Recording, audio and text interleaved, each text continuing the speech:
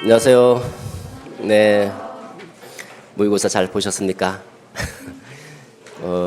제가 잠깐 둘러봤더니 1번은 그런 대로 써요. 2번부터 펜 넣고 휴대폰 만지작 하시는 분도 계시더라고요.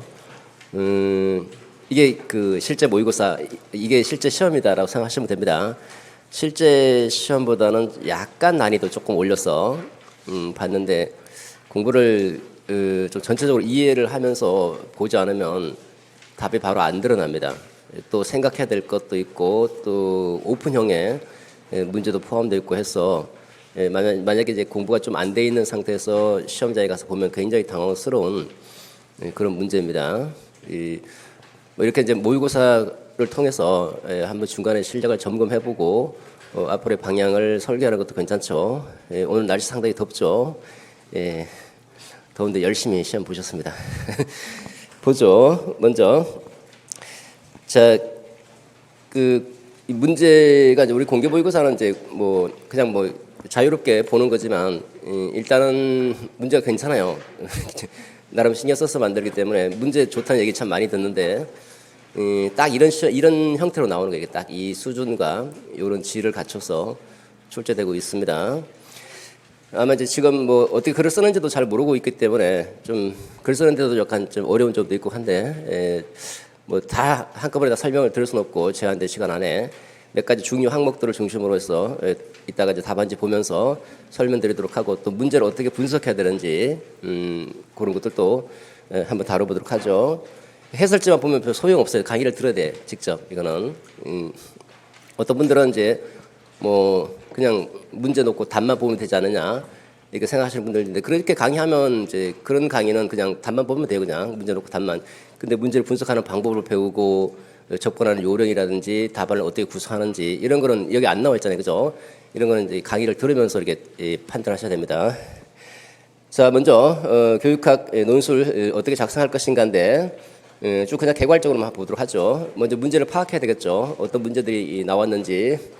자, 문제를 파악할 때는 딱 세 개의 장면이 있죠. 첫 번째 지시문, 두 번째 제시문, 세 번째 배점 기준, 이렇게 총 세 가지 장면으로 나와 있고, 우리 접근 순서는 지시문부터 먼저 보죠. 그 다음에 배점 기준표 본 다음에 이 배점 기준표와 상호 왔다 갔다 하면서 제시문을 이렇게 보는 거죠.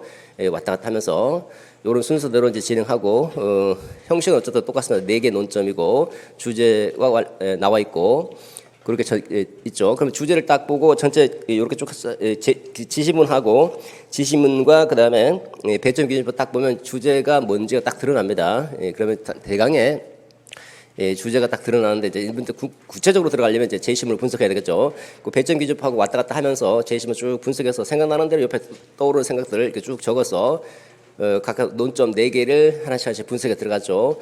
요게 한 대충 한 개요 작성하는 시간이 한 20분 정도 또는 30분 정도. 그리고 나머지 시간은 전부 다 30분 내지 40분은 전부 다 이제 글로 옮기는 시간이죠. 요거는 이제 딱 정해진 건 아니고 이제 사람에 따라 좀 다르죠. 글이 좀 빠른 사람은 뭐 30분 또는 40분 개요 작성 시간도 있고 사람도 있고, 20분 정도 빨리 하고 이제 어차피 글 쓸 때 또 생각해야 되니까 글 쓸 때 생각하자 해서 좀 20분 안에 이제 끝내거나 그 전에 끝내는 건 조금 아닌 것 같아요. 아무리 빨라도 이거 글 읽고 뭔가 좀 나름대로 뭐 키워드라도 끄집어내야 되잖아요, 그죠? 그런데 그렇게 소요되는 시간이 논점이 4개니까 5분씩만 해도 20분입니다. 그죠? 글 읽는데 한 1, 2분 지나가잖아요. 생각하는데 한 2, 3분. 그러니까 좀 빨라도 20분이에요. 그 20분 안에 개요 작성이 끝난다? 이거는 좀 힘들어요. 그래서 한 20분에서 30분 사이 왔다 갔다 할 수 있다. 이 정도 생각하시면서 직접 연습해봐야 돼. 이거는 직접 써봐야 됩니다. 본인이. 뭐 지금은 뭐 딱 60분 안에 할 필요가 없고요. 지금은 70분, 80분이든 쭉 한번 감각을 익힌다는 차원에서 시간을 여유를 두고 보는 것도 괜찮고. 어쨌든 실제 시험장에서 이렇게 개요 작성을 합니다. 한 20분 정도에서 쭉 끄집어내고 개요 작성 끝난 다음에 바로 이제 서론, 본론, 결론 이렇게 글을 쓰죠. 그리고 한 5분 정도 남겨놓고 전체 쭉 이제 글을 살필 때 배점 기준표를 다시 보고 빠진 게 있는지 없는지 이렇게 살펴봐야 됩니다. 혹시 논점 중간에 빠진 게 있는지 없는지 쭉 그거부터 먼저 살피죠. 쭉 점수부터 딱 놓고 쭉 살핀 다음에 이제 빠진 게 없다. 그 다음에 이제 문장에 문제가 있는지 없는지, 그 다음에 문장을 읽으러 들어갑니다. 읽고 표현에 어떤 뭐 좀 잘못된 부분이 없는지, 그런 세부적인 사학으로 이제 들어가는 거죠. 자, 가보도록 하죠. 자, 먼저 이제 배점 분석 지시문을 읽고 배점 분석하고 이렇게 들어갔죠. 보겠습니다. 먼저 오늘날과 같은 사회 급속한 변혁에 교육적으로 대처하기 위해서는 교사의 교육적 역량을 강화하는 것이 중요하다. 이런 시대 추이를 반영해서 교사 역량 강화를 위한 교사 협의회를 개최했는데 4가지 논점들을 정리한 거다. 이를 바탕으로 주제가 나오죠. 교사 교육적 역량 강화라는 주제가 나오고 서본결의 형식을 갖추어서 논하라라고 했죠. 어쨌든 키포인트는 교사의 교육적 역량이다. 역량.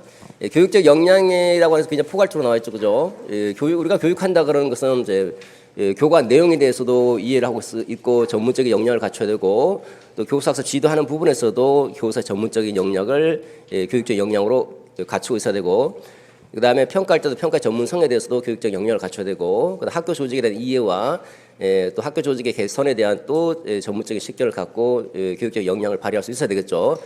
이렇게 이제 여러 가지 좀 포괄적으로 교육적 역량이라고 하는 것이 좀 포괄적이죠. 그래서 이 4가지 다 아우를 수 있도록 이제 주제가 나오죠. 그다음에 배점 기준표를 보시면 쭉 논술의 내용이 15점, 내용 또는 구성 이렇게 말합니다. 각각 4개의 논점이 나오니까 본론 4문단이고 4, 4, 3, 4 이렇게 15점 또는 16점 이렇게 배당이 됩니다. 그다음에 논술의 구성과 표현은 형식적 측면이죠. 그래서 논술의 내용이 4개죠. 1, 2, A, B, C, D 4개. 이 4개와 교사 교육적 역량 강화 이게 주제죠. 주제와 연계하라 저기 2점이죠. 그 각각의 문단별로 이 주제와 연계해서 논술을 해줘야 되는데 주제와 연계할 때 들어가면서 주제와 연계시키면 2가지 형태가 되고 마지막에 나오면서 연결시키면 미괄식 형태가 되고 양쪽을 연결시키면 양괄식이 되죠. 이렇게 본론 4문단마다 주제와 연계성 2점이 들어가니까 반드시 써주셔야 되고 그다음 논리적 형식은 서론, 본론, 결론 형식을 갖추면 되죠. 서본, 결론 형식을 갖출 때 1, 서론, 2, 본론 이게 중요한 게 아니라 실제 내용이 서론의 그 형식을 갖추고 그다음에 본론의 형식은 이제 주제와 주장과 근거죠. 그 주장이라고 하는 것이 이제 주제가 되는 것이고 근거가 내용 세부적인 논점들이 논거가 되는 거죠. 이렇게 주장과 논거의 형식을 갖추고 그다음에 마지막으로 결론의 형식을 갖추고 이것도 이제 1점이죠. 이렇게 3점이 배당되고 표현이 적절한가라는 거. 표현의 적절성은 일단 가장 중요한 건 문장의 완결성입니다. 문장이 완결되어 있는가, 쓰다 말았는가. 여러분들 지울 때도 문장을 지우려면 다 지우든지 일부 지운 다음에 뭔가 많을 써줘야지. 만약에 뭐 블랭크가 있다든지 문장을 완결하지 못하면 표현의 적절성에서 점수가 1점 깎입니다. 어쨌든 간에 문장이 완결된 형태를 띄어야 된다는 것이고 채점자가 글을 읽어봤을 때 이게 무슨 말인지 의미가 이해가 돼야 돼요. 그래서 의미가 이해가 안 되면 표현이 적절하지 못하다. 그래서 점수가 깎이겠죠. 띄어쓰기라든지 이런 거 별로 안 중요합니다. 원고지 쓰는 것이 아니기 때문에.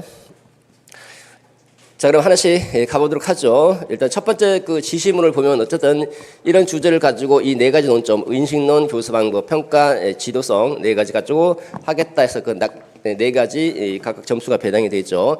하나씩 보겠습니다. 첫 번째 논점이죠.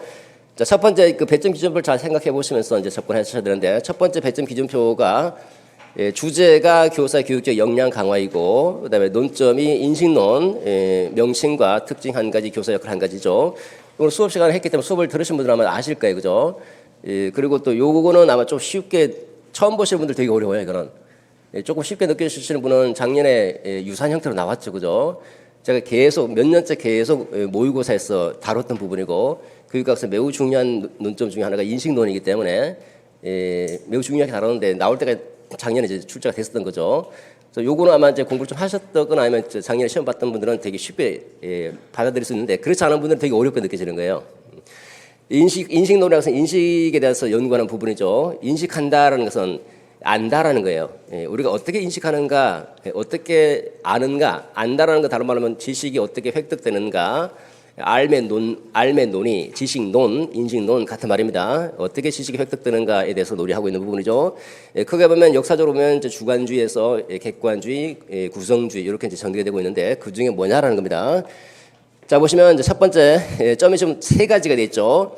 점이 보시면서 우리가 분석적으로 보셔야 돼요. 점이 3개구나. 점이 3개구나. 첫 번째는 뭘 의미하는지 잠깐 보면요. 교사의 교육적 역량을 강화하려면 인식론에 대한 교사 이해가 선행돼야 된다. 전반적인 어떤 개괄적인 주제 형태죠, 그죠? 이게 주제문이에요, 이게 주제문. 잘 못 쓰면 이거 그냥 갖다 붙이면 되는 거예요. 이렇게 친절하게 이렇게 주제 형태로 달아주면 얼마나 좋습니까? 왜 보십시오. 주제어가 나와 있죠. 주제어가 교사 교육적 역량. 주제어고 그다음에 이 전체 논의가 인식 논의에 대한 논의잖아요, 그죠? 그 인식 논의하고 주제가 딱 연결돼 버리니까 주제 문장이 되는 거죠. 그대로 갖다 쓰면 조금 비양심적이니까 교사 이해가 선행되었다. 이거를 뭐 인식 논의에 대한 이해를 하는 게 우선적이다. 뭐 이런 형태로 약간만 표현만 바꿔주면 이게 그야말로 주제문이 되는 거죠. 힘 안 들이고 바로 들죠. 작년에도 이래 비슷한 문제가 나왔죠, 그죠? 이렇게 뭔가 주제 형태로 딱 주면 굉장히 쓰기 편해요, 그냥. 이 사람도 이 하나의 전체를 정리할 때 큰 주제를 던져놓고 그다음에 세부적인 내용 들어가잖아요, 그죠? 그러니까 문장이라고 하는 것이 중심 생각이 있고 중심 생각을 뒷받침하는 뒷받침 문장들이 있거든요. 이 뒷받침 문장들이 이제 바로 논점인 거고 이 뒷받침 문장들을 근거로 해서 중심 문장이 나오는 거예요. 중심 문장이 바로 주제 문장이 되는 거죠. 그래서 이걸 활용하면 좀 쉽게 쓸 수 있다. 그다음에 세부적인 내용 들어가죠. 점 두 번째는 이제 과거의 인식론, 점 세 번째는 오늘날의 인식론 이렇게 이제 대비가 되고 있죠. 그리고 과거 이성을 강조한 시대에 인식 주체와는 별개로 존재하는 지식이 있다. 나와는 별개로 저기 동떨어져 있는 지식이 있고 이거를 발견하려면 이성을 통해서 발견할 수밖에 없다. 그러니까 우리가 지식을 인식론이라서 아까 말씀드렸지만 지식이 어떻게 획득되는가, 지식이 어떻게 형성되는가 이 지식론이다라는 겁니다. 그러면 첫 번째 점에서는 이성을 통해서 지식을 발견한 것 그것이 지식이다라고 생각하고 있다는 거죠. 이걸 이성이라고 하는 것은 그렇기 때문에 객관적이고 보편타당하다 이렇게 돼 있잖아요, 그죠? 두 번째 논점이 뭡니까? 특징이잖아요, 특징. 인식론의 특징이라는 말은요, 인식론을 다시 뒤집으면 지식론이고 지식의 특징이다, 지식의 특징. 그러니까 지식이 어떤 성격을 띠고 있는가 이걸 써달라 하는 거예요. 그러니까 지식의 성격을 쓰지 않고 다른 걸 쓰게 되면 출제자 요구에 어긋나는 것이죠. 그러니까 문제를 잘 보시고 문제 요구사항에 맞춰야 된다는 겁니다. 그러면 인식론의 특징은 다르게 말하면 인식론이 지식론이니까 지식의 성격, 지식의 특징이 뭐냐 요게 맞게 써줘야 된다. 그 지식에 대해서 써달라는 거죠. 그렇게 보면 다시 보면 이 특징을 이제 보면 여기 그다음 두 번째, 세 번째 점 마지막으로 보시면 오늘날의 그 인식론에 대한 패러다임이 바뀌니까 지식은 인식 주체에서 스스로 구성한다라고 돼 있잖아요. 구성한다. 그러니까 구성주의고요. 근데 이 구성이 어떻게 되느냐면 개인의 인지적 측면에 따라서 구성될 수도 있고 사회 문화적 맥락에 따라서 구성될 수도 있죠. 인지적 맥락을 강조하면 인지적 구성주의. 피아제와 같은 개인적 또는 인지적 구성주의가 되는 것이고 사회 문화적 맥락을 강조하면 사회 문화적 구성주의 또는 사회적 구성주의 비고치기가 되죠.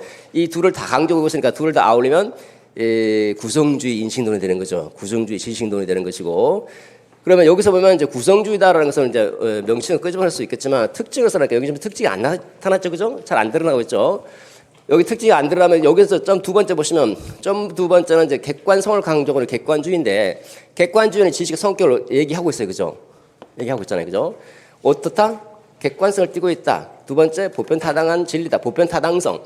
지식은 객관적이다. 왜? 이성을 통해서 발견하는 것이니까 주관적이지 않고 객관적이다라는 거고 보편타당하다는 말은 무슨 말입니까? 하나 붙이면 시공을 초월한 보편타당성이에요. 시간과 공간을 초월한 게 보편타당하거든요.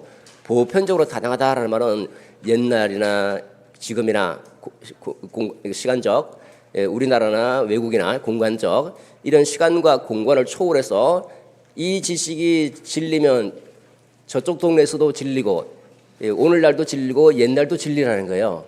시간과 공간을 초월해서 보편타당성을 지닌다라는 말을 그 말이거든요. 그러면 다시 이거를 그러면 오늘날의 패러다임 다시 나서 구성주의 인식론은 얘와 다르다는 거 아니에요, 지식은, 그죠? 그럼 지식의 성격을 쓸 때 여기서 찾지 못하면 여기서 이걸 뒤집으면 되는 거예요, 이걸. 객관성 반대로 뭐예요? 주관성, 상대성, 그죠? 주관적이다, 상대적이다. 시공을 초월해서 보편타당성 옛날이나 지금이나 다 똑같다. 아니야, 달라질 수 있어. 옛날의 진리는 오늘날의 진리가 아닐 수 있고 옛날의 진리가 아닌 게 오늘날 진리가 될 수도 있고 여기에는 진리인데 저쪽 동네는 진리가 아닐 수도 있죠, 그죠? 그러니까 시공을 초월한 보편타당성을 다른 말로 하면 지식의 의미는 얼마든지 바뀔 수 있다라는 게 바뀔 수 있다. 이걸 조금 다른 말로 하면 가변성 또는 지식은 잠정적이다. 이게 잠정성, 가변성 이런 얘기가 나올 수 있는 거예요, 그죠? 그래서 잠정적이다.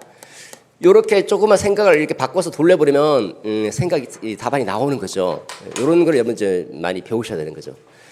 그래서 이와 같은 관점에서 보면 지식은 상대적이고 잠정적이다. 요 말만 요 키워드만 딱딱 잡아주면 되고 그 다음에 나머지는 적절하게 논리적으로 서술해 주시면 하면 되는 거죠.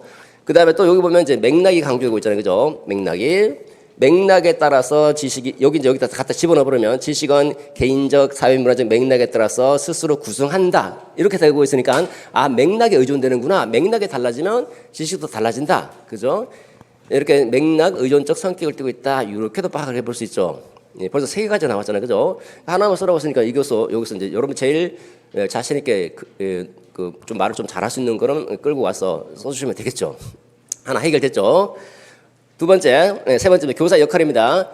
자, 교사 역할은 교사가 어떤 일을 해야 되는가라는데 이제 뭐 아시는 분들은 아시겠지만 일단 여기서 잘 살펴보시면 요 관점에서 볼 때 구성주의 관점에서 본다면 지식은 그 개인이 구성한다라고 했으니까 구성한다. 그러니까 이 맥락이 중요하다 하잖아요, 그죠? 그럼 교사는 어떤 일을 해야 되는 겁니까? 학생들이 스스로 지식을 구성할 수 있도록 개인적이거나 사회문화적 맥락을 교수학습 환경으로 제공해주고 그 다음에 스스로 구성할 수 있는 것을 옆에서 도와주고 비계 설정해줘서 뭐 촉진시켜주고 이런 역할을 한다는 거예요, 그죠? 그런 걸 써주시면 되잖아요. 그래서 크게 힘들지 않고 답안들이 쭉쭉 나오고 있잖아요. 예, 이걸 자꾸 연습을 해보셔야 됩니다. 자, 끝났죠? 일단 여기서 보면 이제 우리 좀 쉬운 게 주제가 여기 나와 있으니까 이걸 조금 활용하고 내용은 여기서 생각을 좀 굴려서 이리저리 사고를 달리 해보면 찾아낼 수 있다. 두 번째입니다. 두 번째 들어가기 전에 간단하게 정리 한번 해보도록 하죠. 일단 구성주의, 그 다음에 특징, 교사 역할 이렇게 돼 있죠.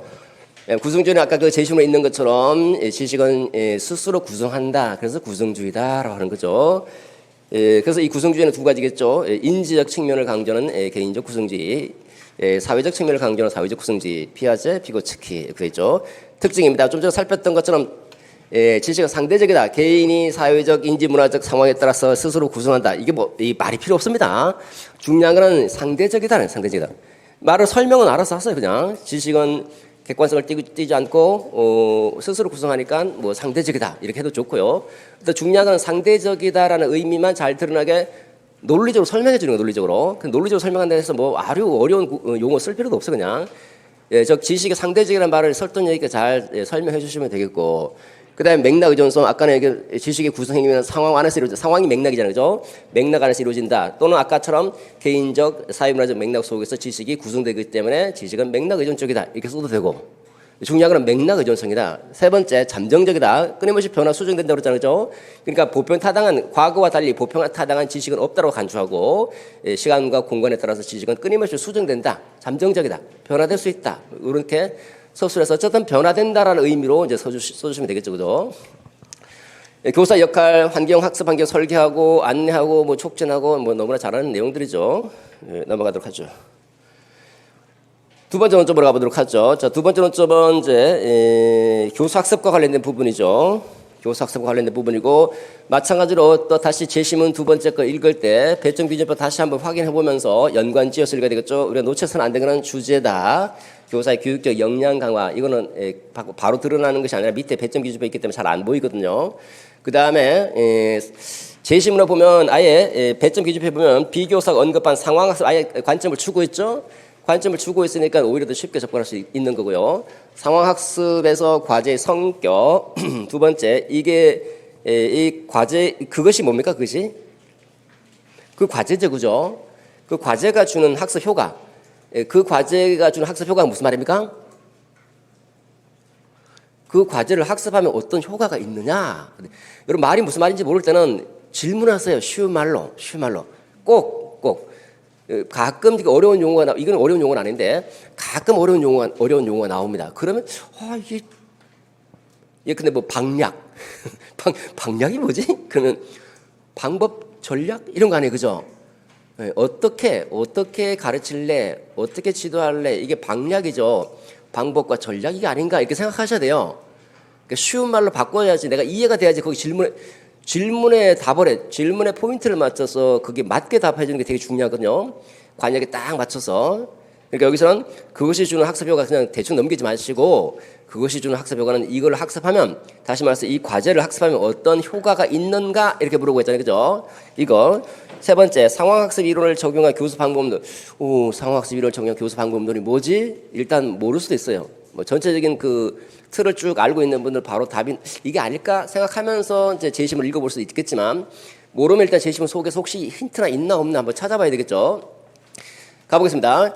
역시 좀 세 가지로 되어 있고 첫 번째 이 시대가 강조하는 인식론에 근거하여 수업을 운영하려면 종래의 수업 방법에 다른 수업 방법의 혁신이 필요하다.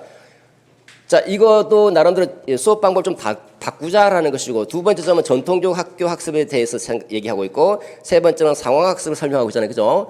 그럼 다시 주제를 생각해 보면 주제와 연계성을 생각해 보면 이 전체는 상황 학습이 관련되는 부분이고 이제는 상황학습을 실천할 수 있는 그런 교육적인 역량을 갖춰야 되지 않느냐라는 거잖아요. 그죠?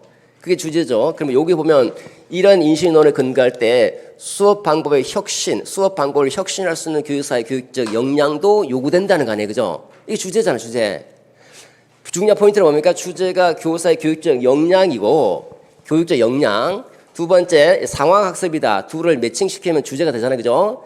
그러면 교사의 교육적 역량은 구체적 수업 장면에서 상황학습을 실천하는데 상황학습을 시행하는데도 요구된다 이렇게 하든지 이런 구성주의 인식론에 근거해서 수업을 전개할 때 또 전개할 때도 교사의 교육적 역량이 무엇보다 요청된다 이렇게 하든지 이렇게 두 가지를 매칭을 시키는 수업 방법의 그 상황학습과 교사 교육적 역량 이렇게 매칭을 시키고 딱 들어오면 두 가지씩 되는 거죠.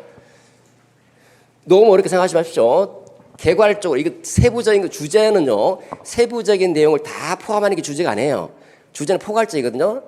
그다음 뒷받침 문장들이 뒤에서 받쳐주는 거잖아요, 그죠? 그러니까 주제 전체를 아울 수 있는 포괄적인 것이니까 요 키워드만 딱딱 기억해서 연결시켜 주면 되는 거예요. 처음에는 어려워요. 근데 말을 만들어야 되니까 이게 익숙하지 않아서 그러다 보니까 뭔가 좀 괜찮은 좋은 문장을 만들려고 한참 고민합니다. 그렇게 하지 마세요. 그냥 대강의 그 두 가지만 매칭만 시켜주면 되는 것이지 아주 뭐 논리적으로 언어를 구사하려고 그렇게 노력하다 보면 한 5분이고 10분이고 잡아서 이 한 문장 가지고 그렇게 해봅니다. 연습할 때는 괜찮아요. 연습할 때는 그 주제만 그 주제와 관련되는 그 주제문만 쫙 뽑아놓고 한번 보세요. 뽑아놓고 보면 그것만 놓고 봐도 이제 대충 서술을 어떻게 구성하는 게 나은지 이 주제를 앞에 배치할까 뒤에 배치할까 그런 고민도 좀 해보고 하다 보면 나중에 좀 편해져요. 이런 고민하지 않고 그냥 막 이렇게 쓰려고 하면 잘 안 돼요. 그러니까 이게 모델링이 필요한 거죠.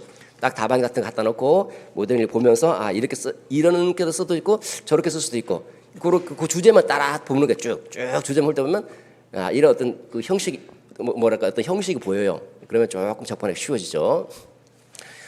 자, 그 다음에 점 두 번째 보시면 전통적 학교 학습의 문제점은 학교에서 배운 지식이 실제 사용되는 맥락과 분리되어 가르치는 결과 실제 생활에 적용되거나 전해되지 못한다. 그래서 교사는 사실성과 복잡성에 기초하여 적절한 과제를 설계하고 학생들의 실제 상황에 참여를 통해서 현실과 관련된 복잡한 문제 해결 과정을 경험하도록 하면서 전문가다운 문제 해결 능력과 유연한 사고 과정을 습득하도록 도와줘야 한다.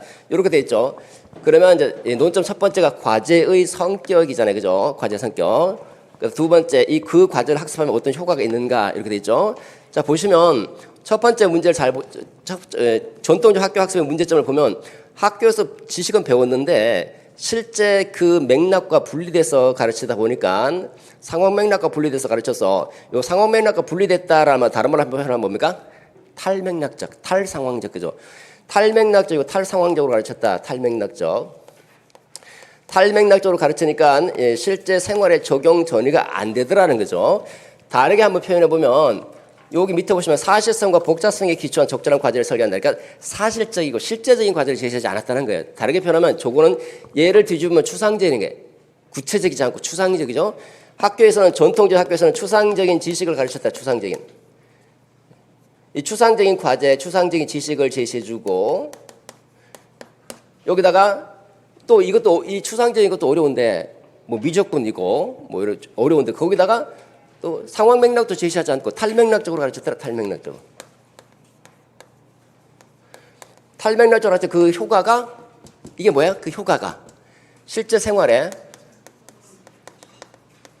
실제 생활에 적용 처리가 안 되더라라고 했죠. 적용 처리가 안 된다. 그죠? 그럼 다시 이거 뒤집으면 추상적이지 않고 실제적인 그죠? 실제적인 과제를 제시해 주면 실제적인 과제, 사실적인 과제 이런 과제를 제시해 주고 요거 탈맥락적인 것이 아니라 실제 상황에 참여하자. 상황 맥락과 함께 가르치는 거죠. 상황 맥락, 그러니까 탈맥락적인 맥락과 상황 맥락을 함께 제시해 주면 어떤 효과가 나온다? 실제 생활에 적용 처리가 된다. 그럼 교육적 효과가 뭡니까? 요거잖아요, 요거. 두 번째 거 학습 효과죠. 그 과제는 어떤 성격을 띠는가? 이 과제는 사실성과 복잡성에 기초한 적절한 과제. 이 적절한 과제가 뭐냐는 거예요. 그죠? 적절한 과제는 여기 앞에 힌트를 주고 있잖아요. 사실적이고 약간 복잡하고 또 여기 이렇게 하면 현실과 관련된 현실적이고 이거 뭐 맞네. 그죠? 현실적이고 그러니까 실제 생활과 관련돼 있고 실제적이고 현실적이고 사실적인 이런 과제를 주라 이런 과제. 이런 과제를 주면 나머지는 뭐 말이 없지만 주면 이제 이 실제 생활에 참여해서 이렇게 한다는 거죠. 그러면 이런 과제를 주면 그걸 학습하게 되면 어떤 효과가 나온가? 얘가 문제가 지금 이렇게 해서 이렇게 되니까 이렇게 하고 이렇게 해주면 이렇게 된다는 거 아니에요, 그죠? 그럼 학습 효과는 이거다 이거. 뒤집으면 돼, 뒤집으면. 그러니까 힘들지 않고 풀 수 있는 거예요, 딱. 이제 수업 시간 늘 말씀드리지만 이 문제풀이하면서 강조드리지만 월요일 수업 들으시는 분들 잘 아시죠? 뒤집어요 자꾸. 이렇게 생각해보고 저렇게 생각하면 쉽게 나와 쉽게. 이게 학습 효과죠. 그 다음에 교육 방법론입니다. 어떻게 가르쳐야 되는가? 여기도 약간 힌트를 주고 있어요. 보시면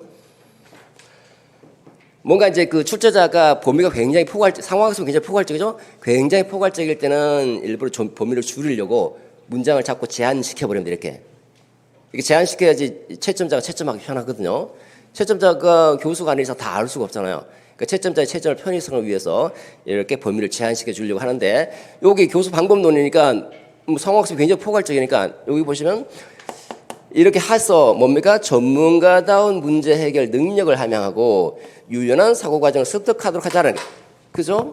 이 두 가지가 포인트죠. 전문가답게 문제를 해결하도록 하고 그다음에 유연하게 사고하도록 이렇게 융통성 있게 사고하도록 하자. 그러면 이와 관련된 상황학습이 뭡니까? 전자는 인지적 도제, 후자는 융통성, 인지 유연성, 그죠? 인지적 유연성, 인지적 융통성 또는 인지적 유연성 두 가지 됐죠, 그죠? 물론 상황 정착학습도 돼요.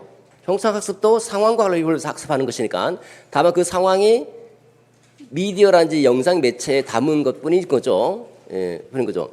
그래서 두 가지 이제 교수 방법은 여기서 딱 찾아볼 수 있겠죠. 보십시다. 상황학습과 관련된 부분입니다. 개념은 이렇게 좀 살폈던 것도 실제적인 거, 현실적인 거 이런 거 주고 또 그게 이제 뭐 쇼핑 상황인지 은행 상황인지 상황도 함께 제공해서 실제 생활에 잘 적용되고 전이될 수 있도록 하자. 이 설계 원리가 중요하죠. 과제 설계할 때 과제는 반드시 실제적인 과제, 현실적인 과제, 실제 생활과 관련되는 과제를 줘야 된다. 실제 생활과 관련될 수 있는 미적분을 주서라도 그 미적분의 과제가 실제 어떤 건물 건축에 활용될 수 있는 그런 실제적인 과제를 주고 그게 이제 어떤 상황에서 미적분을 활용할 것인가, 면적을 낼 것인가, 부피를 구할 것인가, 뭐 그런 실제 사용될 상황 맥락과 함께 제시해 주는 두 번째 그죠? 첫 번째는 실제 과제, 현실적인 과제. 그 지식을 통해서 현실적인 문제를 해결할 수 있는 두 번째는 함께 상황 맥락과 함께 제시해주고 세 번째는 이걸 해결할 때는 반드시 전문가처럼 전문가의 사고 과정, 전문가의 문제 해결 능력을 가르쳐줘야 된다. 그 다음에 다양한 사례를 활용하도록 하자. 실제적인 평가할 때는 또 실제적인 과제를 주고 또 그 실제적인 문제 해결 능력, 문제를 해결할 수 있는지 참평가, 실제적인 평가를 하자. 이런 것들 있죠. 이런 것들도 중요한 논점 중에 하나죠. 상황학습 굉장히 중요하죠. 굉장히 중요해요. 작년에도 상황학습 별표 3개였죠. 그 중에서 하위 이론이 3가지가 있는데 인지적 도제, 유연성, 정착학습. 작년에 나온 게 정착학습이죠. 얘가 이제 빠져주면 나머지 두 가지 아직 살아있죠. 중요합니다. 이거 하고 앞에 상황학습. 또 상황학습의 주요 키워드 중에 하나가 뭡니까? 실행 공동체의 정당한 주변적 참여라는 키워드 이런 것도 알아두셔야 되겠고요. 자, 인지적 도제 뭐 잘 아시죠? 전문가와 초보자의 관계입니다. 그 전문가, 초보자가 전문가라는 실행 공동체에 참여하는 수단으로서 제기되고 있는 거고, 그런 이제 초보자가 전문가가 어떻게 과제를 수행하고 있는지 그 과제 수행을 잘 지켜. 인지적 도제니까 사고 능력, 문제 해결 능력, 이런 약간 고차적인 사고 능력과 관련된 부분이죠. 이런 걸 도제해 주려고 하는 게 인지적 도제고, 수업 과정은 모델링, 코칭, 스캐플링, 명료와 반성, 탐색이죠. 맥쉐어, MC 쉐어입니다. 그다음에 인지적 유연성, 아까처럼 유연한 사고를 함양하도록 하는 거예요. 유연하게, 융통성 있게 제발 여러 가지 각도에서 좀 보자는 거예요. 여러 가지 관점에서 볼 수 있도록 유연성을 획득하도록 하는 학습 방법인데, 이 여러 가지 관점에서 보려면 단편적인 지식을 제시해서는 안 되겠죠, 그죠? 좀 뭔가 복잡해서 다양한 관점에서 접근할 수 있는 비구조화되어 있는 그런 과제, 실제적이고 약간 복잡한 과제, 이런 과제를 제시해야지 여러 관점에서 그 문제에 접근할 수 있기 때문에 비구조화된 과제를 제시해주고, 여기에는 하나의 관점이 아니라 다양한 관점에서 접근하니까 다양한 지식이 막 얽혀 있는 거죠, 그죠? 다양한 지식들을 끄집어내 보면서 재현해 보다 보면 이런 관점에서 이런 지식, 저런 관점, 저런 지식, 여러 가지 지식들이 다차원적으로 연결되고 있으니까 상호 의존적인 스키마 연합체가 형성되고, 그러다 보면 다양한 각도에서 사고할 수 있는 인지적 융통성, 유연성이 획득된다라는, 이게 인지적 유연성 이론이죠. 인지적 유연성을 획득하도록 하는 교수 원칙은 세 가지로 얘기하죠. 주복사, 주제복사, 주제를 복사한다. 주제 중심 학습, 복잡한 진행 과제를 한 입 크기로 짝짝짝 잘라서 세분화된 자료를 제시해주고 다양한 사례를 제시해줘야 한다. 이 키워드 한번 딱 기억하시면 돼요. 주제 중심 학습을 왜 해야 되는가? 왜?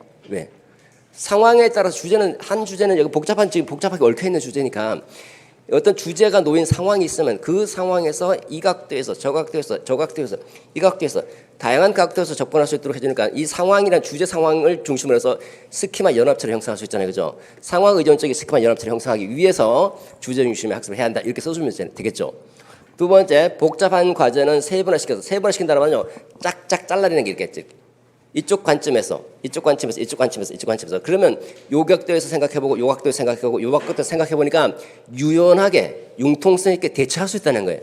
그래서 유연하게 대처하고 적용할 수 있도록 하기 위해서는 세분화시켜서 제시해주고, 그러니까 사례가 많으면 많을수록 쉽게 실제 생활 바로 적용되고 전이되죠. 실제 생활에 잘 적용 전이시킬 수 있도록 다양한 미니 사례를 많이 제시해줘야 한다. 뒤에 나오는 거는, 여기 없는 거는 여러분 말로 해보는 거고, 우리 기억할 것은 주제 복사다. 주제를 복사하자. 주제, 복잡성 있는 과제, 소규모 사례. 이렇게 딱 키워드만 딱 기억하고, 나머지는 자꾸 말로 이렇게 생각해야 돼요. 왜 주제 중심 학습해야 될까?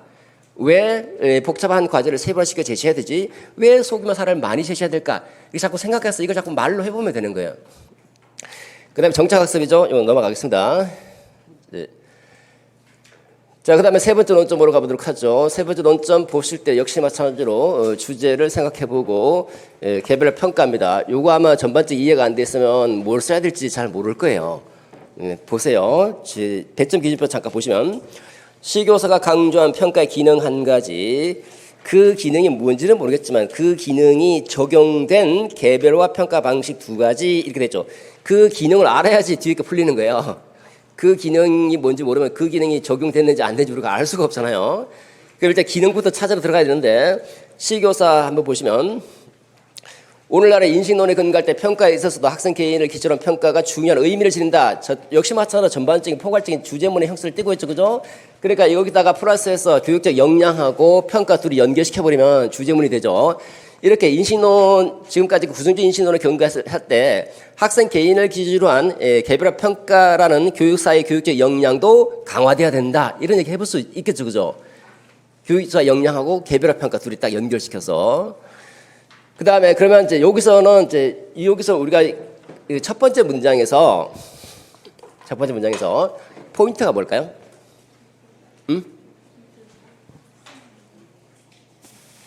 포인트가 학생 개인을 기준으로 한 평가 요건데, 요 중에서 또 포인트를 잡으면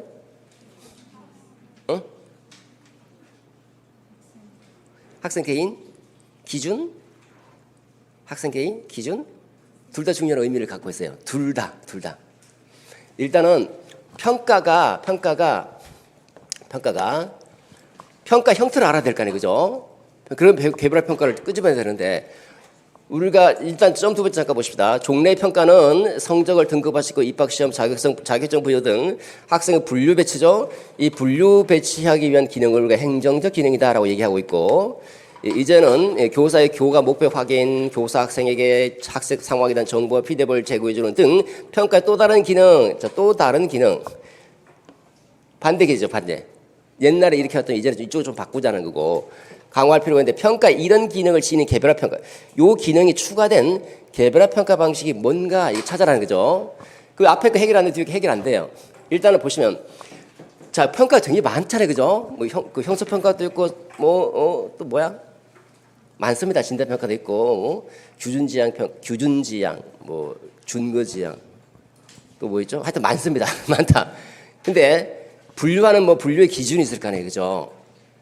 규준지향, 준거지향, 자기참조평가는 뭘로 기준해요? 평가 기준이 뭔가 기준에 따라서 얘는 누구를 기준한다? 학생 개인을 뭐라고 되어 있습니까? 기준으로 한다, 그죠? 평가 기준이 누구다? 개인이다, 개인. 그러니까 평가가 기준이 뭔가에 따라서 상대적인 기준이 평가의 기준이 되어버리면 상대평가, 절대적인 기준이 평가의 기준이 되어버리면 절대평가, 개인이 기준이 되어버리면 자기참조평가 이렇잖아요, 그죠? 기준에 따라서.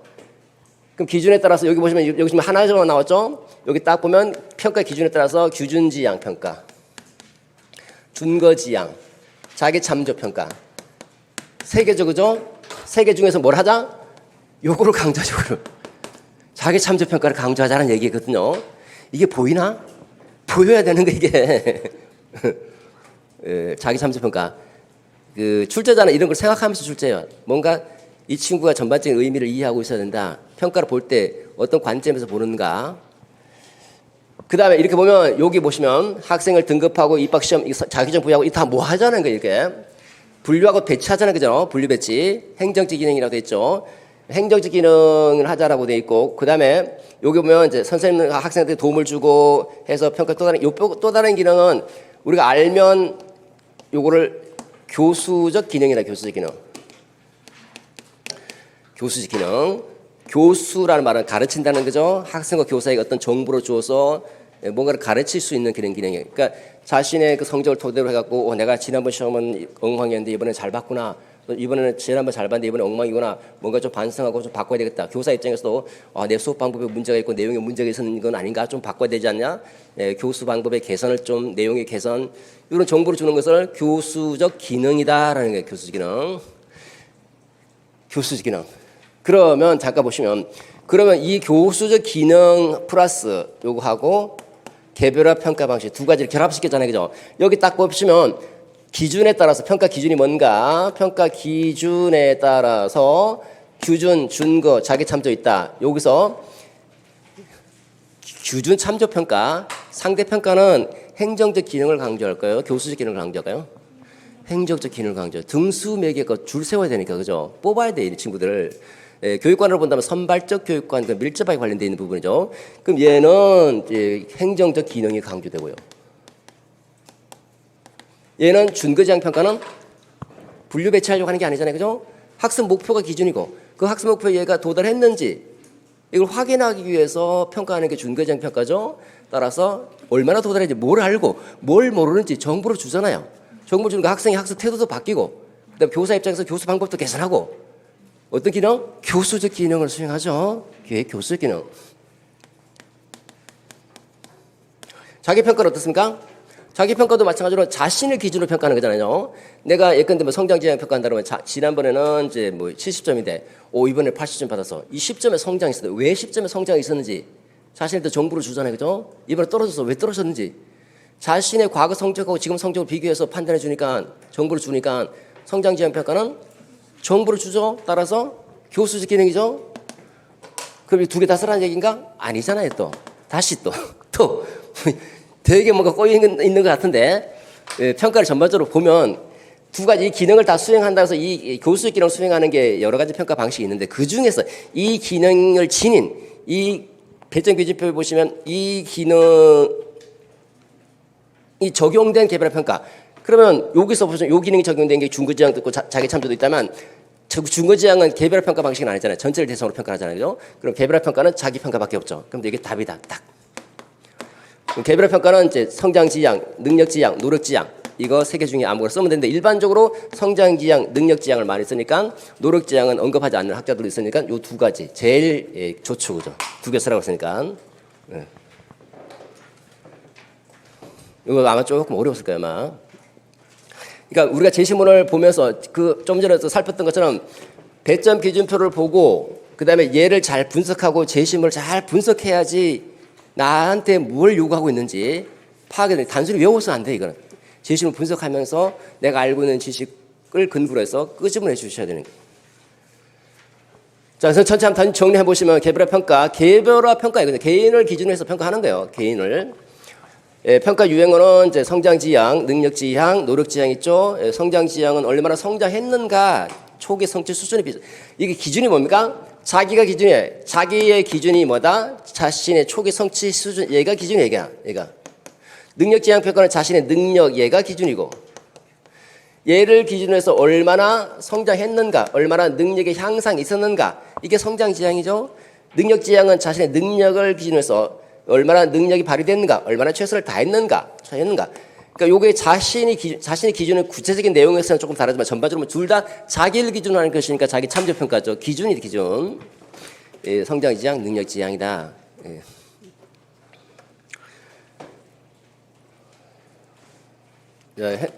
평가는 이제 크게 보면 이제 세 가지로 얘기를 합니다. 일반적인 평가 기능입니다. 또 평가 기능이 요구만 있는 게 아니에요. 많습니다. 일반적으로 이제 평가 기준으로서 행정적 기능, 교수적 기능, 상담적 기능 이게 세 가지로 설명하죠. 행정적 기능은 이제 입학시험, 자격증 부여 등 같은 이렇게 어떤 중요한 포인트는 분류하고 배치하는 게 행정상의 업무죠. 이게 행정적 기능이다라는 거고, 교수적 기능은 뭔가 교수하는데 도움을 주는 거예요. 교수 학습에 도움을 주는 거, 학생과 교사에게 정보를 주고 피드백을 주고 시험 이런 기능을 한다는 거예요. 그래서 학습자의 동기를 유발시켜주고 학습 태도를 개선시켜주고 하는 거죠. 교사 입장에서는 물론 교수 방법의 개선도 물론 있겠죠, 그죠? 여기는 없지만 이렇게 교사나 학생에게 뭔가를 정보를 주어서 뭔가 교수하는 그런 기능을 수행하는 것이고, 상담적 기능은 그야말로 상담하는 상담. 주로 일반적으로 정의적 특성이에요. 정의적 특성에 대해서 진단하고 치료하고 상담하는 거, 적성, 흥미, 성격 검사. 적성에서 어떤 부분에 적성이 있고 어떤 부분에 적성이 떨어지고, 어떤 걸 잘하고 어떤 걸 못하고, 성격에 어떤 문제가 있고 이런 문제점을 발견해서 상담하고자 하는 것이고, 학업 성취도 검사에서 물론 학업 성취도 검사도 교수 기능을 수행해요. 수행하는데 교수 기능을 수행하면서 동시에 또 점수 변화에 대해서 우리가 상담을 하면 그 점수 변화가 있으면 그 점수 지난번 시험은 이건데 이번 시험은 이거 그거에 대해서 점수 변화에 대해서 상담을 하게 되면 일단 또 상담적 기능이 나오는 거예요, 그죠? 이렇게 아까 그러면 선생님 아까 그 자기 참조 평가에서 상담적 기능은 안 들어가나요? 들어가죠. 행정적 기능만 없을 뿐이지 교수적 기능과 상담적 기능이 다 들어가는 거예요, 여기. 선생님이 어떻게 활용하느냐에 따라서 좀 달라질 수 있는 거죠. 됐죠? 세 번째. 자, 마지막입니다. D교사는 교사 교육적 역량 강화라는 주제로 분산적 지도성과 관련되어 있습니다. 자, 첫 번째 문장이 분산적 지도성의 일반적인 측면을 제시해주고 있죠. 한 개인에게만 집중된 지도성. 자, 집중된 지도성이죠. 지도자 한 사람이 혼자 지도성을 발휘한다. 이게 집중된 지도성이죠.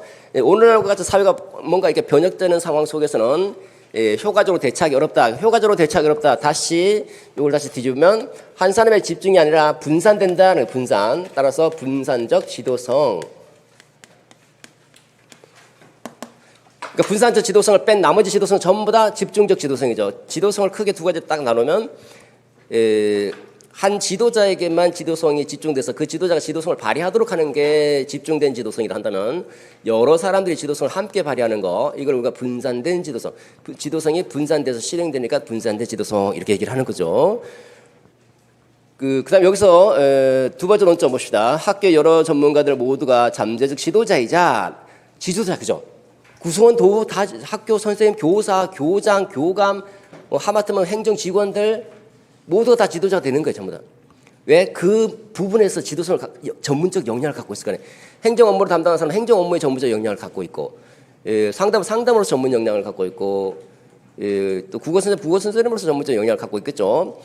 이 잠재적 지도자자 변화의 주역이 될 수 있으나 상황과 역할에 따라서 지도성을 다 누가 모두가 다 지도성을 발휘할 수 있다. 어디 상황과 역할에 따라서 그러니까 지도성이 다 함께 발휘되는 거죠. 그러면 다시 지도성의 특성 여기 나와 있잖아요, 그죠? 어떻게 발휘된다? 모두가 지도성을 발휘한다. 한 사람이 발휘하는 게 아니라 한 사람의 지도성을 발휘하는가? 그 학교 조직의 구성원 모두가 어떤 주어진 자신의 역할과 놓인 상황에 따라서 각자의 지도성을 발휘해 나간다. 이게 특징이죠. 좀 거창한 말로 하면 집단적 지도성, 공유적 지도성. 그 키워드를 써줄 수도 있고 뭐 써도 상관없어요. 그냥 함께 지도성을 발휘한다. 한 사람에게 지도성이 있는 게 아니라 모든 사람들이 다 자신의 전문성적 역량과 자신의 주어진 역할, 그 학교 상황에 놓인 상황 이런 상황과 결부해서 각자의 지도성을 함께 발휘해 나간다. 특징 됐죠? 쉽게 찾았죠? 신장 방안입니다. 그럼 어떻게 신장할래? 보시면 이러한 지도성은 이완 결합적 성격이 강한 학교 조직. 이게 무슨 말이죠? 이완 결합적 성격이 강한 학교 조직. 학교 조직의 특성 중에 하나가 이완 결합적 성격을 띠고 있다라고 얘기를 하죠. 이완 결합적 성격을 띠고 있다. 왜? 이완 결합이라고 해서 느슨하게 결합되는 거예요. 부서가 만약에 이게 엄격하게 결합됐으면 한쪽이 무너지면 다 무너져 버렸죠. 도미노처럼. 느슨하게 결합됐으니까 한쪽이 무너져도 다른 쪽에 영향을 안 주는 거예요. 왜? 각자 국어 선생님 국어 망쳤다. 수학에 영향을 주는가? 수학에 영향을 안 주죠, 그죠? 각자 전문성과 자유재량권을 갖고 있기 때문에 학교 교사는 전문가죠, 그죠? 전문적 특성을 갖고 있는 거죠. 전문가이다 보니까 각 부서가 연결이 돼 있는데 그래서 국어, 수학 다 선생님들 다 모여고 학교가 만들어지는데 국어 못한다고 영어에 영향을 주는 게 아니거든요. 각자 전문성이 있으니까 이게 각자의 전문성과 자유재량권이 보장되어 있기 때문에 각기 독립성을 갖고 있다는 거예요. 연결은 되어 있지만 독립성을 갖고 있어서 그게 이완, 느슨하게 결합되어 있다. 느슨하게 결합되다 말이 그 속에 숨어있는 의미는 전문가들 집단이다. 전문가들 집단이니까 그 속에 있는 전문가들이 각자의 지도성을 발휘할 수 있어야 된다는 거죠.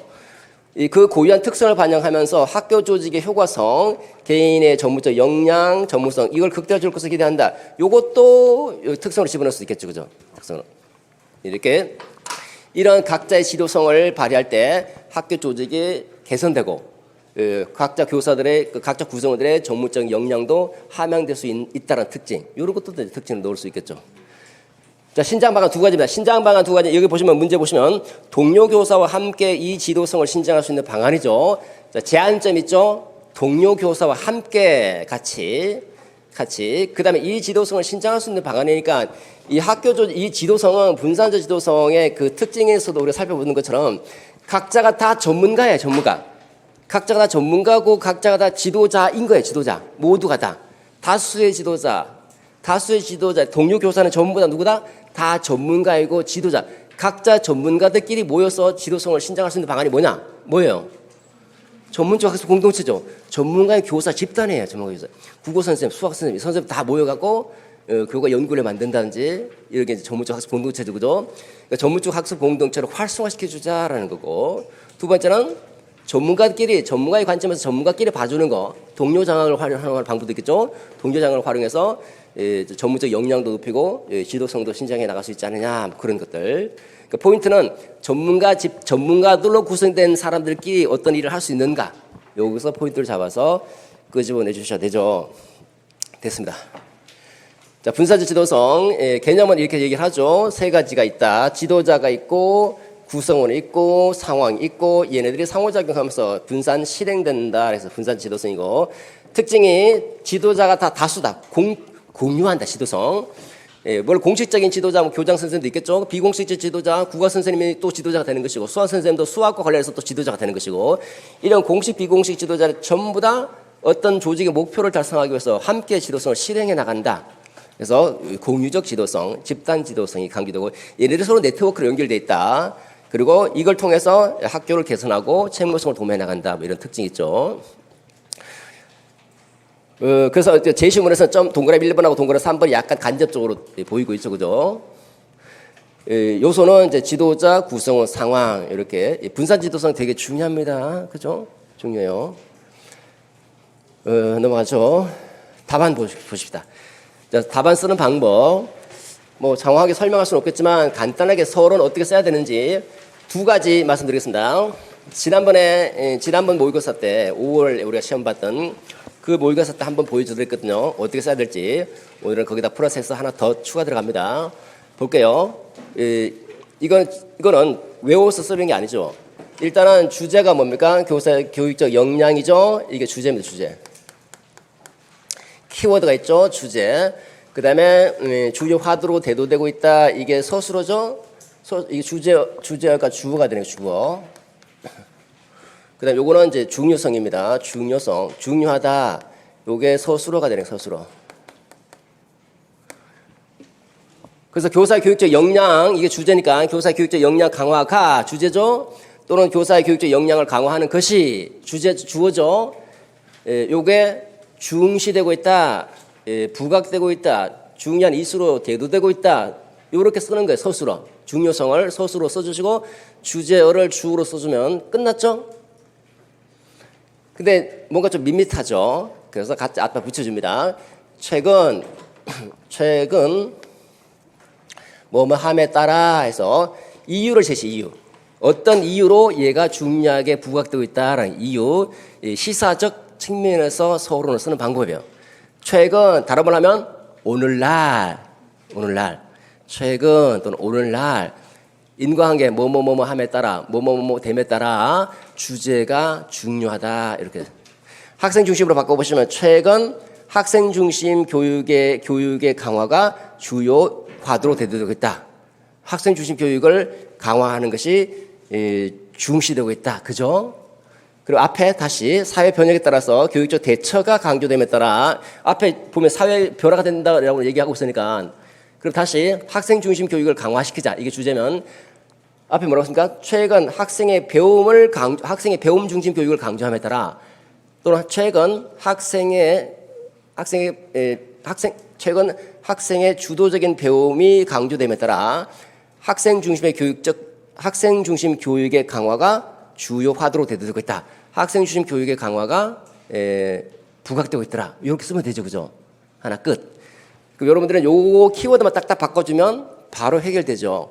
두 번째입니다. 두 번째 지시문 보세요.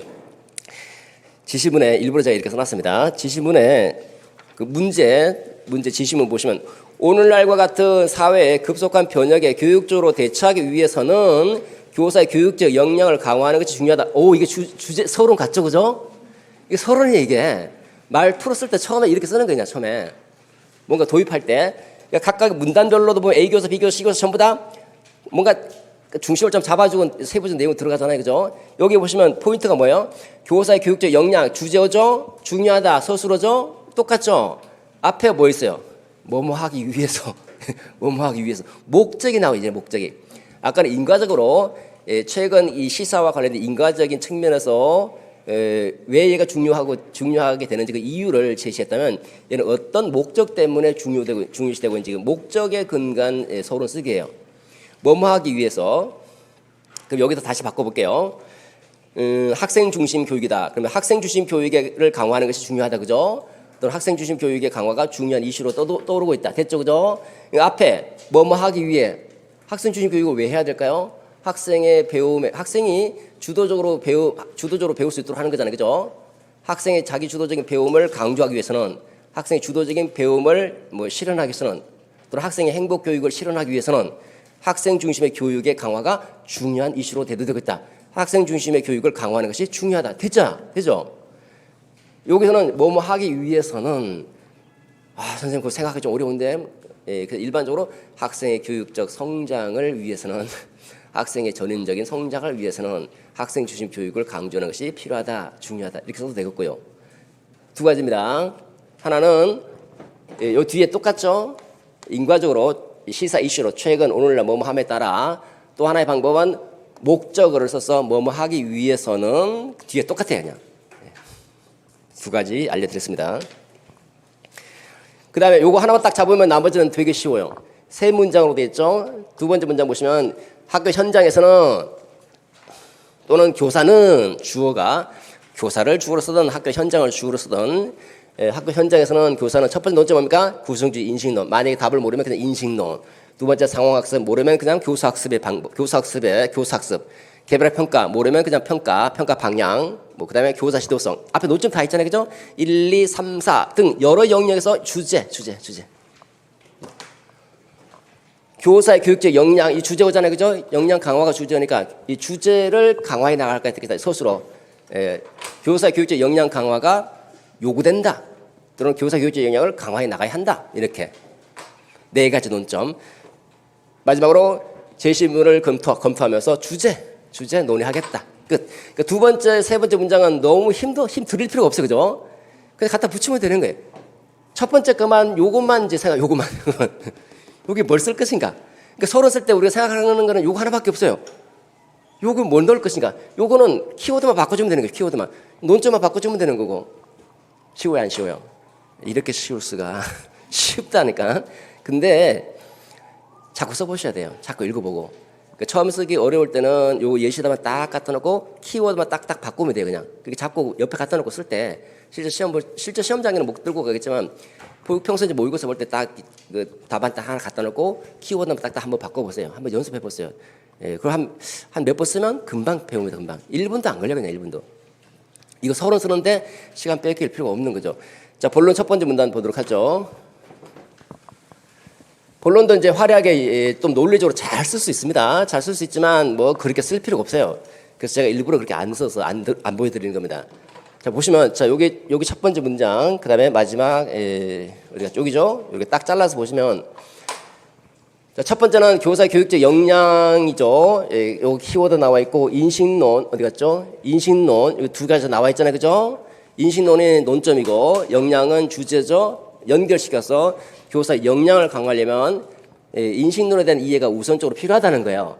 보통 첫 번째 논점 여러분 제 모범답 한번 보세요. 모범답 보면 논리적으로 1번, 2번, 3번, 4번 논리적으로 쭉쭉쭉 연결되어 있거든요. 연결되니까 제일 먼저 하는 게 이거다 이거. 이거부터 문제인데 이게 만약 교육과정이면 교사의 전문적 역량을 강화하려면 교육과정에 대한 분석이 우선적으로 요구된다. 교육과정에 대한 전문적인 역량이 교육과정에 대한 전문적인 안목이 무엇보다 필요하다. 우선 이걸 뭐 교육과정을 알아야지 그 다음에 어떻게 할 것인지 학생의 발달 단계를 이해하고 뭘 할 거 아닙니까, 그죠? 그러니까 대체로 첫 번째 논점은 그냥 쉽게 들어가면 이게 제일 중요해 먼저. 이게 제일 먼저 해야 돼. 먼저 해야 돼. 아 여기까지네. 네, 여기까지. 주제와의 연계 됐죠? 됐습니다.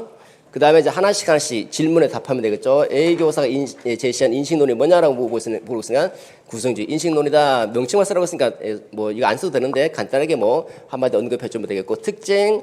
자, 특징 뭐 두 가지 쓰라고 해서 첫째, 둘째. 두 개 쓰라고 했으니까 항목부를 쓰는 거야. 첫째, 둘째. 상대적이다. 왜 상대적인지는 뭐 적절하게 표현해 주면 맥락의 존재도 왜 맥락의 존재인지 역시 적절하게 설명해 주면 돼요. 이거 선생님 두 문장 썼는데 한 문장 쓰면 안 되고 한 문장 써도 돼요.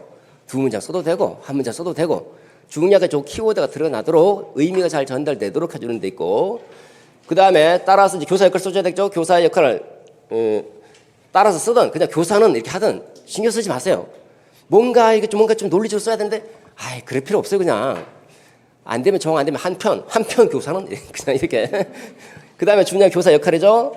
교사 역할 여기 한 문장을 썼죠. 두 문장 써도 되고 교사는 뭐 촉진자 역할을 해야 한다. 다시 풀어 써도 되고 이런 촉진해야 된다 이렇게 해도 되고 그죠? 그럼 선생님 꼭 무슨 역할이 들어가야 될까요? 그 역할 안 들어가대요.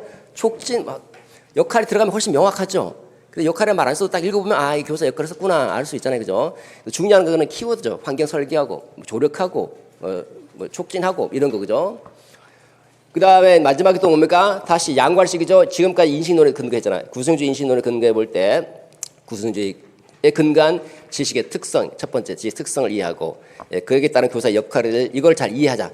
여기는 교사 역량 강화가 불가피해 보인다. 또 역시 교사 역량 주제어죠, 그죠? 주제와 전체 내용을 연결하고 있잖아요. 뭡니까? 주제와 연계죠. 이거 안 써도 돼요. 하나만 쓰면 돼요. 이게 하나만. 자신 있으면 두 개 쓰시고 시간 있고 하면 없으면 하나만 쓰. 여기 쓰든 하나만. 그러면 중요한 거는 저 키워드가 들어가야 된다는 거. 주제어하고 논점하고 연결시켜 주는 거. 다음입니다. 또 마찬가지죠. 교사의 교육적 역량 주제죠. 두 번째 수업이잖아요. 그죠? 수업의 방법의 혁신을 위해서도 필수적으로 요구된다. 역시 주제와 연계됐죠. 그죠? 연계. 다음 이제 질문에 답변하는 겁니다. 비교사 언급한 상황학습은 뭐다? 여기서 이제 과제가 여기 상황학습이 제시된 과제가 질문이죠. 이게 뭐냐? 여기도 한 문장 써도 되고 두 문장 써도 되고. 그다음에 두 번째, 이 실제 과제를 학습 효과 뭐냐? 학습하면 실제 생활에 쉽게 적용 전이 된다는 효과가 있다. 됐죠? 그다음에 교수 방법이 뭐냐? 두 개 쓰라서 첫째, 두 번째, 둘째. 다시 이처럼 여기서 역시 마찬가지로 양과식이죠. 이런 실제적 상황이 강조하는 상황학습, 상황 수업을 상황학습을 효과적으로 운영하려면 교사가 교육적 역량을 수업에 대한 교육적 역량을 강화해 나가야 된다.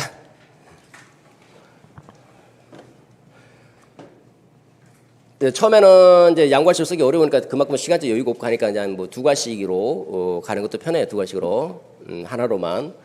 자, 그다음에 마지막 여기도 마찬가지 똑같습니다. 두 과식이죠.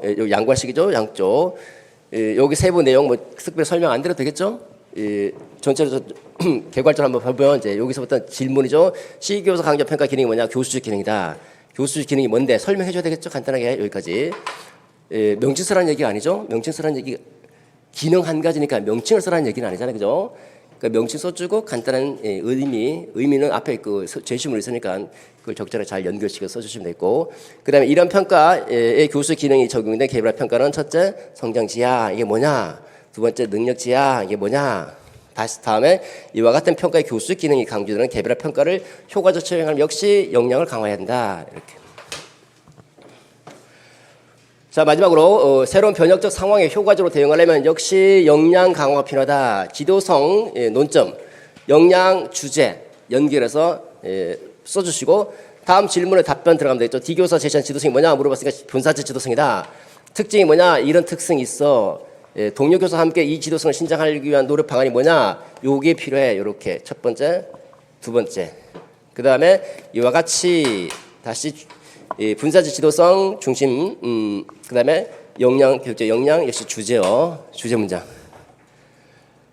결론입니다. 결론은 전체적으로 보면 우리가 전반적으로 보면 사회가 변화되니까 교사의 역량 강화가 요구된다는 거잖아요. 그죠? 전체 주제문. 그래서 첫 번째 문장은 간단하게 너무 길게 쓰지 마시고 간단하게 주제 문장 이 주제어를 중심으로 전체 주제 써주시고, 이게 어려우면 그냥 지금까지 주제가 뭡니까?